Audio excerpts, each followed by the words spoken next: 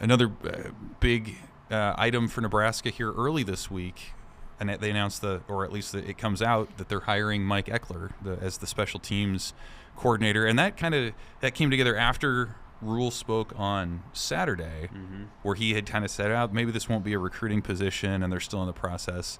So they get Mike Ekeler, who we mentioned has been at Nebraska before, 4 years at Tennessee. They've had good special teams, so he's done it at the highest level.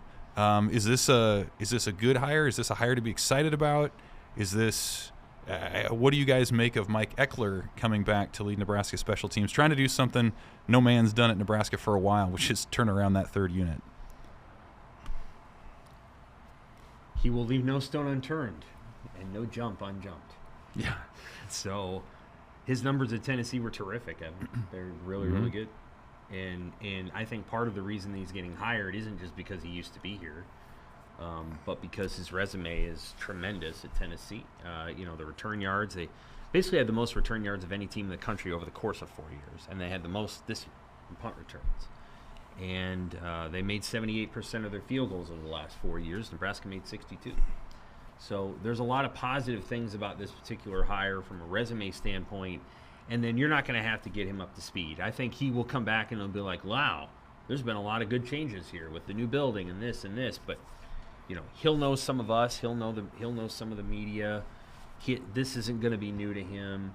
The spotlight in 2008 through 2010 was very bright on Nebraska football. Everybody remembers the 2009 and 2010 seasons and how much attention there was, and so he knows this place. He won't be taken by surprise. And I do think he's going to bring a certain spirit to the room. He'll be energetic and excited. So the energy piece is interesting because I've heard people say that, and he certainly is energetic. But Ed Foley was energetic too, right? Like this. Do you have any Mike Ekeler? Let's hear a Mike Ekeler story. Eckler and Foley are, energy. Eckler is a madman. Ed Foley's old school tough guy. Eckler's his whole career has been devoted to special teams. I like the way this coaching staff is coming together. You have a head coach of the offense now, and now you have a head coach of special teams. That's how good these guys are. And Eckler, in 2008, the guy's just full of energy, and it's so funny. I'll never forget that the morning or the day before I played Missouri, Bo's first game against Missouri, had the Big Red Breakfast at the Holiday Inn, and Eckler was a speaker, and he goes there and he goes, "Boy, where do you see our game plan? That's the greatest game plan I've ever seen." And Missouri got a wind of that and ran it up Nebraska as far as they went. I don't know what the final score was, but they were cackling, and it was just kind of like, "Oh, Mike, you don't need to say that. Don't brag about the game plan before a game." But he just couldn't help himself. He was just that kind of guy. And when he was at Kansas State, he was the guy who broke the wedge. He was the missile, and he had a thing at K-State where after the kickoffs he would keep running, and he would run into the wall, just run the helmet first into the wall, and he got everybody fired up doing that. So I think when he recruited Will Compton, I think he got like a tattoo just for Will Compton, and it just he's not out of control. He's beautiful, and it's the passion, and that's what Nebraska needs in special teams. The other day Rhule said, "Well, it isn't scheme." Well, I think he's probably right. But it wasn't when you get a punt block. It isn't the snapper either. They've had breakdowns. It wasn't the snapper's fault for everything. You can't blame it on him for everything. But what you can say is, the scheme may have been okay, but the execution was poor.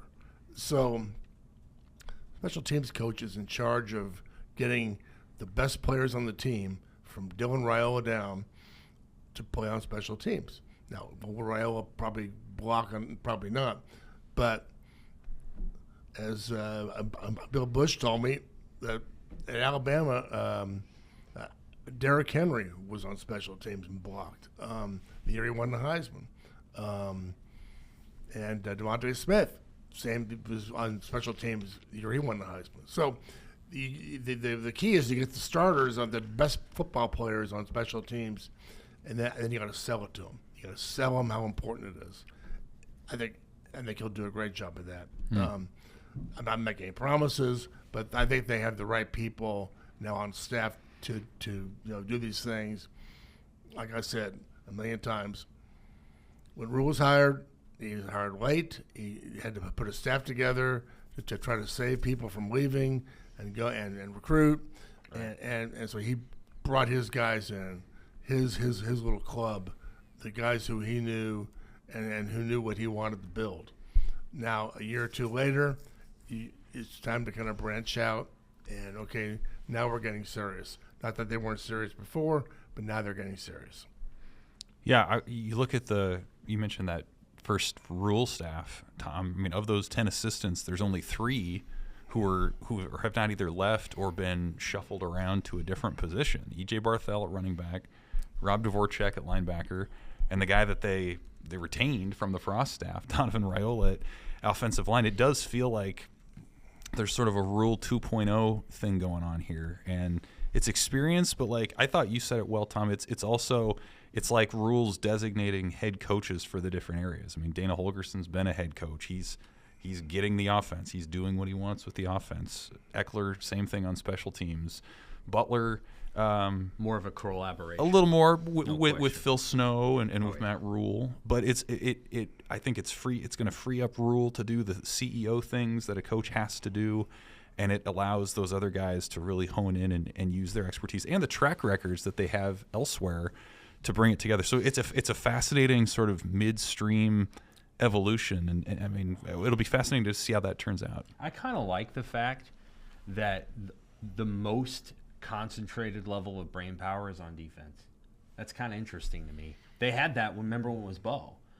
It was Bo and Carl, and it was Bo and Carl and Papuchis, and like those were all coordinator level coaches and all smart guys. Marvin Sanders had been a coordinator. He was the defensive backs coach initially.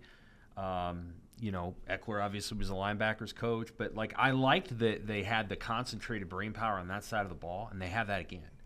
And it's almost like, and this was also true under Bo, is like no matter what, we're going to play good defense. And of course, you want to see points, and Nebraska should have scored more points last year. But the cultural standard with a Matt Rhule football program is always going to be, we don't care, we're going to play good defense, no matter what. Mm-hmm. And so Butler is a coordinator hire. And he's important, but like you said, Snow, Rhule, 2 defensive line coaches, a linebackers coach, a secondary coach who was also a coordinator.